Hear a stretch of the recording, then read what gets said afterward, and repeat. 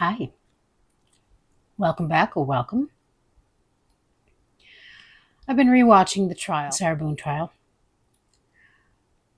Florida versus Sarah Boone. And one of Sarah's common themes is that and she says it out quite a bit, that she doesn't sleep much. She can hardly get any sleep. And she tells some of the officers on scene when she calls 911 on George that he gets mad when she sleeps. So I rarely got to sleep. We've already established the fact that I've never seen George mad, but that's the least of it. So she states this, and she states it in her main story in her interrogation and on the stand and in her trial. She talks about how obviously George gets belligerently drunk, and we've also established can't get drunk and doesn't want to get drunk. On this event, you had not consumed any alcohol. I may have earlier. This was another. I was in the bed trying to sleep. Where was George? Downstairs drinking. All right. And she tirelessly works all day and night to make him happy. I don't know why. I mean, if this relationship was the way that she paints it, it would make absolutely no sense. But she talks a lot about how, I don't know, it sounds like starting at around 7 p.m., she's ready to go to bed. She just wants to go to bed. And George, because he's always drunk and wilding out, keeps her awake and hates when she sleeps. Meanwhile, on more than one occasion, we've seen the police show up because she called 911. George is sleeping. Wake him up, have him arrested. So, and we also know that the way to find out any truth about Sarah is just to listen to what she says about other people, because it's amazing how she transposes her own qualities and her own actions on others. So she talks about the night of February 23rd. And on that night, she was ready to go to sleep. She just wanted to know if, they needed any extra laundry to be done. And then she really wanted to just call it a night. I was in the living room and just kind of doing this. Like, what are we going to do now? Like, I very much would like to go to sleep. But George tapped her on the leg and said, "You're it." And apparently this was enough to terrify her to the point, although she didn't say that. All she said is, "Tap me on my leg." And I was like, oh man, I guess we're not going to sleep anytime soon.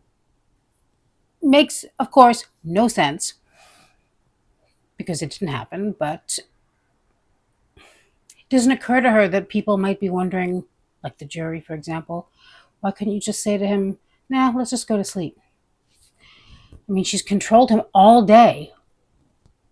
Why would he suddenly... Her son was coming the next day. He actually wasn't coming. She was picking him up from school at 3 o'clock. But she planned the whole day as if she was leaving for a flight to go get him at 3 o'clock in the morning. She goes upstairs to hide in the shower. He doesn't come up to look for her. Now, going with the story that she's building here, I mean, if it were me, I'd be like, I'm going to go to sleep. Because, and Sarah does what she wants to do. So I get that with this, none of this is true. I'm just talking about how incredibly, what a shoddy story is she made up, and how she doesn't seem to... It's not only that she's lying, it's that she is so brazen in her lie and so insistent upon stating certain things that anyone would know to leave out. And so she goes to look for him. I decided that I need to go to sleep. I'm picking my son up the next day, and we need to start wrapping up the evening. And I went downstairs to find where he was. And what? I think the jury has seen pictures of you did. In my head, I said, "Oh man, we're obviously not going to be going to sleep anytime soon." And I walked over and he was trying to get himself flat. And instead of going to sleep, she ends up murdering him. 6 of one, half a dozen of the other.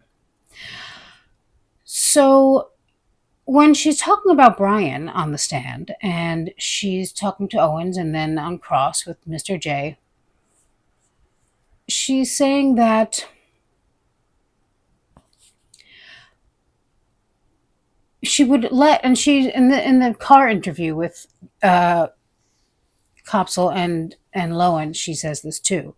This is one of her, it seems to be one of her favorite stories to, or like narrations to proclaim, and I don't know why, and I certainly don't think it's a good idea. I mean, but she likes to talk about, and this is also the only truth I know her to really expound upon unabashedly. She tells this, and it is true. Even her no motivations are true, which is strange because I didn't even know she had that capability to, I mean, I don't think she understands it, and she obviously doesn't understand why it's a very bad idea to express that aloud, because she feels so entitled. She feels so justified in this, and this being that when Brian calls her in the morning, which is about 11, starting at, to find out if she's going to pick up their son from school at 3 o'clock, she lets it ring. She ignores his calls because he's notorious for blowing up her phone. And one of the problems that they have is that Brian doesn't understand that she could be busy. She's got things to do too. She could be cleaning up the townhome. She could be looking for jobs. So he can wait the few extra moments for her to get up. So what she's saying is, and in the car interview, she even says, and I get why he's calling, he wants to be able to plan his day. So she's acknowledged the fact that she gets it and doesn't care. And is knowingly just showing this man no respect for his time, no respect for, I mean, just none of it. So what she's saying out loud is that she wants him to understand, because this is a problem they have, that he doesn't understand that she's got things to do, but she's not doing anything. She's sleeping. Admits that and says he can wait. All right. When you woke up, did you stay in bed for a while? For a little while, yes. All right, tell the jury what happened when you got up. I knew it was my ex-husband calling repeatedly. I didn't answer right away because one of our problems is that he doesn't understand that I'm doing things around the apartment and looking for jobs and so on and so forth. So I inevitably just let it ring, and I laid in the bed, and there's such an anger, there's such an undercurrent of rage there, I think, because she's so brazen about it. She has to get the point across that she does not answer his calls because he's got the nerve to call her more than once. And then she's got the nerve to call him to come over when George is dead. And then she's got the nerve to call him a minute later because every minute seemed like forever, an eternity, or whatever she says. at some point. So you called him. I called him. Did you ask him what to do? Or did you just tell him to come over? I just told him to come over. Did you tell him that you felt like George was dead? Yes, I did. And how far? You said it's 5 minutes from house to house? Yes. Did you call him back? Yes, because he was taking so long. It felt the seconds were hours. Yes. And now, as someone in the comments mentioned, he's not answering her calls at all, and she's not taking it well. Doesn't seem to really get it, but she doesn't seem to get anything. So there's that. The other thought that I had, following some of our discussions in the chat, was that was there a catalyst to this? And I don't think there was a catalyst. I personally don't believe that this was intentional, but it was, in my opinion, it was going to happen sooner or later, probably sooner, because Sarah was ramping up. She was getting more and more angry. And my personal feeling is that George losing his job, or the store that he worked in closing, She wasn't angry because he was not gaining income anymore. She was angry because I think she was fine with that because that gave her power. She was fine to have both of them live off Brian and call him whenever she needed to run to Publix. I don't think that was a problem for her. I think what was a problem for her was George being out of her sight. And I don't think that George was going to make it out of that townhome alive if he wanted to. I think any job he got, she would have a problem with. I think she was scared of him working a little further away than he was working, scared of him working with women, scared of him working more often. She was, I think, all of her insecurities and ego, same at the same time, were so triggered by this that this is what sent her over the edge. And also because if our theory that he potentially was leaving her, and as Juan said, he had wanted to leave her or was talking about it at some point.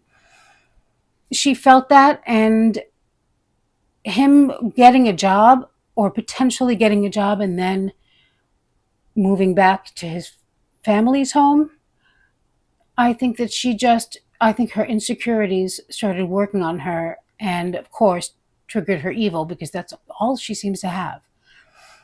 And unfortunately, that was the end of it. Sarah's openly admitting the motivation behind her not answering Brian's calls every time he calls to find out if she's going to pick up their son. They give insight into that gives insight into the way her mind works. And as I've said before, I always think that her mind is so stunted because this is an example of something that a child would say or do. It's kind of a way to justify your actions before, at usually an early age, you've worked through the fact that no, that's not true. Why am I lying about that? Will this person believe that? Will anyone believe it?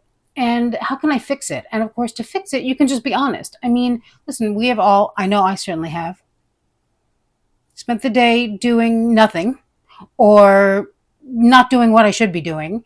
And no, at no time would I ever consider saying, well, I've been very busy. I'm doing this and I'm doing that. And you know, most people will just say, yeah, I screwed up. I was just dicking around all day. Usually people will actually say, oh, I had things to do today. I didn't do them. Because first of all, if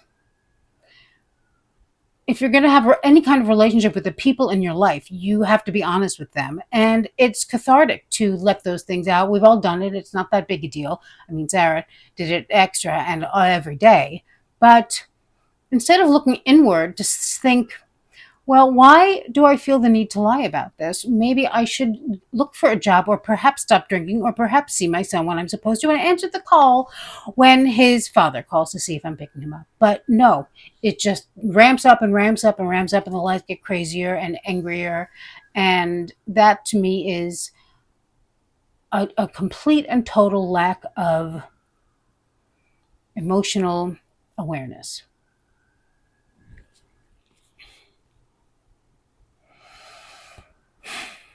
Thank you for watching. Let me know your thoughts, please, if you want to. And I will see you very soon. Bye.